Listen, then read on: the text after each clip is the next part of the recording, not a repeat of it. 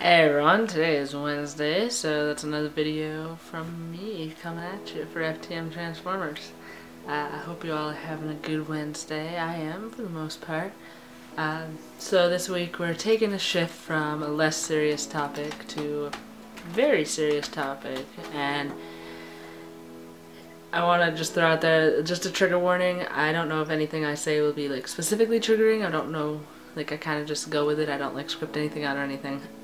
But I just want to throw it out there because the topic is mental health, and I mean it could be triggering for anyone. So basically, I kind of want to start off with the fact that to get on hormones, either estrogen or testosterone for trans men or trans women, you have to be diagnosed by a gender therapist with gender dysphoria, which is what it is now in the DSM-5, or gender identity disorder, which is part of the DSM-4 and earlier versions, which has been fizzling out because having the word disorder in there makes it seem like we're completely messed up, when in reality our brains, like our gender identity in our brains, just doesn't match the body we were born in, which we're not like psychologically messed up or anything because of it, for the most part. For me, I went to see the gender therapist, obviously, because I wanted to start hormones, and I'm on them now. And I was also finally diagnosed with generalized anxiety disorder, which I have pretty much been suffering with since middle school. This is the earliest I can remember having issues with it. And to set the record straight on that, everyone gets anxious at some point in their life. It's normal. Just because it happens every now and then doesn't mean you have any sort of anxiety disorders. Like if you're giving a speech and you're really nervous, like anxiety that way, or if you're getting on a plane, or you're driving for the first time, or anything. I mean, people get anxious. It's just something that happens. The difference between that and generalized anxiety disorder is the fact that it is constant. It really just, like, the anxiousness, it just never goes away, pretty much. Like certain events and stuff can trigger it. Like for me, it prevents me from doing a lot of things. I am pretty much set on never getting on an airplane in my life. That's an irrational fear, obviously, but it's because of my anxiety. Yeah, I'm gonna get super personal in this video, so please don't judge anything. But I think it's important to talk about mental health, so I'm just gonna go with it. So for me, my biggest anxiety is around death. I mean, I'm 22 years old, but I've had a fear of death since the earliest I can remember is being 5. And I was watching the movie Andre, and something in that movie happened, and I remember running to my dad saying, "I don't want to die." And it was a night that my mom was working late, and she used to work late on certain nights a week, and I just remember that, and like, it's just always there. That's one of those constant things that's always there. And I haven't actually been diagnosed with OCD, but I know that plays like a big role in the fact that, like, the thoughts are always there. Like, if I start thinking about it enough, like, I have to, like, shake my head a little bit to just, like, snap myself out of it, or I, like, twitch and, like, just to snap myself out of it. Which I probably should have brought up to my therapist, but I don't know, it's just, I hate talking about it. And the first time I ever had, like, experience or anything with, like, counseling or any sort of professional help was in school. Because of that reason, it was a sophomore year of college, I first went to counseling, and it whatever that guy was doing there, like, it just made it 10 times worse. For me, my anxiety is always worse in the winter when it's, like, more dark than light. Like, for me, it doesn't really get better. Like, the summer is definitely much better than the winter. I hate being in the dark. I hate, like, all this stuff that just causes all this anxiety and stuff. So back to what I was saying, like the OCD, I haven't been diagnosed with OCD. My mom diagnosed me, but she's not like a professional, she's not a psychologist or anything. But she knew like at age 8 that I had OCD and stuff. But when people think OCD, they think like, oh, everything has to be neat and tidy, like all that stuff. But if anyone knew me, that's not exactly the case. Like, I can't stand things being like shifted all funny and stuff. But like, I've got a pile of dirty laundry sitting right down here right now. So I mean, sorry about this truck. I should have shut the window before I made this video. Oh, not a truck, school bus. School's out, yay. So you're probably gonna hear a lot of little kids soon because they're all gonna be playing outside. It's like close to 60 degrees today in November in New England, so rare opportunity to get outside and have fun. Anyway, off track. So yeah, so OCD for me. Not so much the compulsions, which is like people who check the locks and stuff like several different times. I mean, I have that for my car. People will be sitting in my car. The car is unlocked, and I'll sit there and I'll walk up and I'll keep clicking the unlock button knowing it's unlocked. I lock my car like tons of times. Like, that's the only thing though. I don't have like the obsessive thoughts like, oh my god, I left the toaster on or the water running or anything like that. So for me, it's not so much the compulsions and the tidiness and all that as it is the obsessive thoughts. Because with OCD, there are two types. There are two pieces to it. There's the compulsive actions, which is the C, and the obsessive thoughts, which is the O. Give me 2 seconds. This cat is annoying me. Okay. They had a pen. So it's really hard to explain, I guess, but it's not really hard to explain. It's just, for me, I have the obsessive thoughts, and the obsessive thoughts for me circle around death. For some reason, I don't know why, I hate it. It really prevents me from doing pretty much everything. The biggest being getting on a plane, which is really gonna suck because we're gonna get married soon and we're gonna wanna have a nice honeymoon, but I'm not getting on a plane. It's just not happening. I don't know why. I think a lot of it was centered around 9/11 because I was at a young age. I was in 4th grade when that happened, and it, you know, impressionable minds. It just kind of blew up into this whole big thing. But yeah, anxiety and stuff runs in my family, so I mean, the fear of planes doesn't come from anyone specifically, it's just the anxiety itself. It comes from both sides of my family, my dad's and my mom's.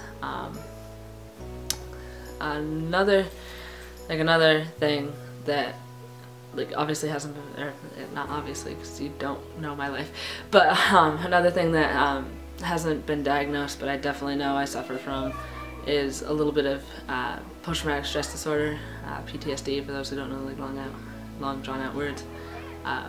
It's centered around one event, which I'm not going to talk about because it involves other people, so I don't want to like name anyone, or there's no blame going on anyone. It's just something happened my freshman year of college, and it's not anything like physical or like bad or anything.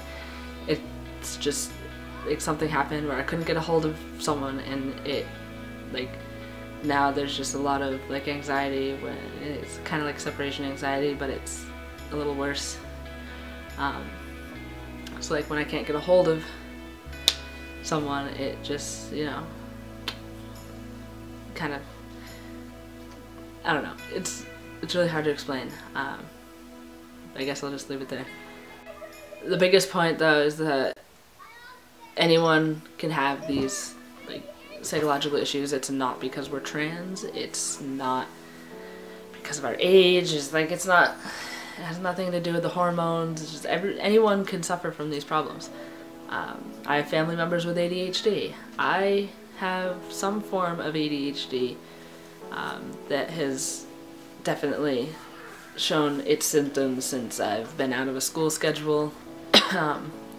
Just can't focus on anything. I'm having a lot of trouble getting stuff done, and you know, it's like I can't stand still. Like, the only time I can really stand still is if I'm like it's been a really long day, like yesterday when I worked 11 hours, and then we went to the gym, and then, you know, I could finally lay down and like go to sleep. Like, so I mean, things also develop and stuff. And if you like look back and stuff, like there'll be symptoms that you just never noticed before. But the biggest thing is if you're like suffering from anything, definitely like just talk to someone. I mean, it's the best thing you can do. If you have access to free counseling on campus, if you're in college, or any sort of free counseling through school or anything like that, definitely take it. It's a good place to start if you can't afford therapy, you don't have the insurance for it. I mean, for me, the counseling on campus didn't do all that much, but I mean, it got stuff off my chest, basically. I mean, it's free counseling, what are you gonna do? But it's definitely a good place to start, or talk to a close friend, family member, anything. Especially if you're depressed or suicidal. I pop up right here, somewhere here. I will put the suicide hotline number, and I'll leave it there for the remainder of the video so that you have plenty of time to get that number down. They're always there. Get the help you need. I personally am not on any medications for any problems. I just don't want to be. I mean, it's not really funny, but one of my biggest fears with starting testosterone was that I would, like, there is a higher risk of like cancers and heart disease and stroke and stuff like that, which really weighed heavily for a while, because obviously that fear of death is always there for me. And one of the things that basically pushed me over that was the fact that I just could not stand my body anymore. And if anyone feels that way, definitely think about all your options. I mean, starting hormones was definitely one of the best decisions of my life, and if it cuts it short a little bit, it cuts it short a little bit. I mean, as long as I eat healthy and exercise and keep like a healthy weight and everything like that, I should be fine. And a lot of things online say that. My doctor said that. My biggest factor was the fact that my endocrinologist explained everything to me, and it just made me feel a lot better. I mean, there are ways to like lessen symptoms and stuff, so I mean, my anxiety is always going to be there, but I have less social anxiety because of my hormones. So I mean, stuff's balancing out a little bit there too, because I'm extremely socially awkward, and it's really bad. Yeah, basically, and that's another anxiety, but it's definitely getting better. Like, when I meet new people, it's definitely a lot better than it used to be, and that's like, I'm playing into one anxiety by being on the hormones and having all those extra risks, but I'm also helping another one, which for me was, I mean, it was one of the best decisions of my life. But yeah, so like I said, number's still down here. If you need to talk to anyone, I personally have never called it, so I can't tell you like what it's like on the other end, but I know that there will be a live human to talk to, and they are there to listen. I mean, that's their job. They're there to help people, and I mean, if it helps, it helps. If it doesn't, talk to a friend, talk to your parents, talk to anyone that you are comfortable with. And this goes for anyone, trans or not. If you feel like you have anything wrong, talk to someone. I mean, I can't say it enough. Just talk to anyone you can. Sometimes that's all you need. Sometimes you just need to get stuff off your chest. Talking to my fiance, it'll be almost a year. It's almost a year now since I came out to her as trans. A huge weight off my shoulder. And that wasn't even like anything anxiety ridden. It was just something I needed to talk about. I mean, a lot of people don't like to talk, but it can help. So I mean, I guess that's pretty much it. I'm trying to think if I forgot anything like that. Yeah, I messed up. We're all messed up, but we deal with it. Not we all as like trans people. We all as in everyone in the world is messed up at least a little bit. We all got something. Whether it's a mental condition, like a mental illness or not, we all have something going on in our lives that we're either not proud of or that we have to deal with, and mine just happens to be a lot of anxiety, a lot of like obviously my gender identity, and I mean, that's why psychologists and psychiatrists and all those people exist. They're expensive, but I mean, they can get you the help you need, whether it's either just talking to someone or medication or hormones. They're there. And really, I mean, just remember that. Like, we're all going through something. You're not alone. You have people to talk to. If anyone wants to message me, my personal channel will be down below. The Tumblr channel will be down there if you have any questions regarding mental health or you just want to talk to me anonymously. I can definitely do that for you. Other updates, my 2.5 month tea update will be on my personal channel on Friday. Definitely check that out. I have a pretty awesome update to tell you all. I'm probably going to go post it on Facebook actually. So if anyone who's not friends with me on Facebook is watching this video, I'm sorry, you'll just have to wait until my next video. But we'll see. I might not even post it. I don't know. We'll see. But I will see you all back here next Wednesday for, again, forgetting the topic because I keep forgetting to check. You know what? I can check right now. Give me 2 seconds. I will talk while I'm trying to find it. But yeah, like I said, if you have any questions, if you need anyone to talk to, I'll put a bunch of links in the description for, like, sorry, I'm having a hard time thinking of what they're called. There's a crisis text line, which you can text to. There's the suicide hotline. I'll just have a bunch of links down there that I'll figure out later, and if you need help, click on one of those, ask me questions, message me anywhere you want if you can find me. Direct message. Don't direct message through this page unless you want to direct message this page, but you can go to the About section on my personal YouTube page and you can find a message link there. Basically, if you have, like, just please talk to someone. I mean, I really can't say it enough. Okay, so be back here next Wednesday for the topic of passing in the winter, which I mean, this is my first winter on tea, so I might not have too much to talk about, but I do have some tips. I didn't come out until January of this year,